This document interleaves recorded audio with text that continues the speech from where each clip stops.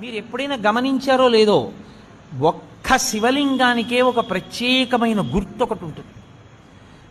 మీరు ఎప్పుడైనా చూడండి, అన్ని శివలింగాల మీద ఉండదు అలాగా. మీరు కొన్ని కొన్ని శివాలయాల్లోకి వెళ్ళినప్పుడు శివలింగం దగ్గరికి వెళితే దాని మీద కొన్ని గీతలు ఉంటాయి ఇలాగా. అది ఏమిటో తెలుసా గీత? అలా గీత ఎందుకు ఉంటుందో తెలుసా ఎవరికైనా? అలా గీత ఉంటే దాన్ని బ్రహ్మసూత్రము అని పిలుస్తారు. అలా గీత ఉంది అంటే నీ అదృష్టం పండి నువ్వు అక్కడికి వెళ్ళావని గుర్తు. 1000 మాటలు ఓ శివాలయంలోకి వెడితే నీకు ఎంత ఫలితమో, అలా గీతలు ఉన్నటువంటి శివలింగం ఉన్న గుళ్ళోకి వెడితే అంత ఫలితం.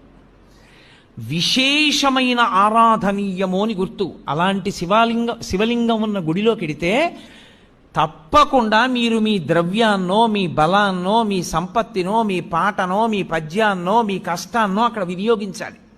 శివలింగం మీద ఎన్నో జన్మల పుణ్యం ఉంటే గాని ఈ ఆలయాన్ని దర్శించుకోలేము. ఈ ఆలయంలో బ్రహ్మసూత్రం ఉన్న మరకత లింగాన్ని అయితే దర్శనమైతే చేసుకోవచ్చు. గీత ఉంటే దాన్ని బ్రహ్మసూత్రము ఉన్న మరకత లింగం అయితే దర్శనమైతే చేసుకోవచ్చు. ఇటువంటి బ్రహ్మసూత్రం ఉన్న అరుదైన ఆలయాలు మనకు చాలా తక్కువగా కనిపిస్తాయి. ఈ ఆలయాన్ని దర్శించుకుంటే 1000 రెట్ల పుణ్యం వస్తుందని చెబుతూ ఉంటారు. ఎంతో పుణ్యం చేసుకుంటే తప్ప ఇటువంటి ఆలయాలను దర్శనమైతే చేసుకోలేము. మరి ఈ ఆలయం ఎక్కడ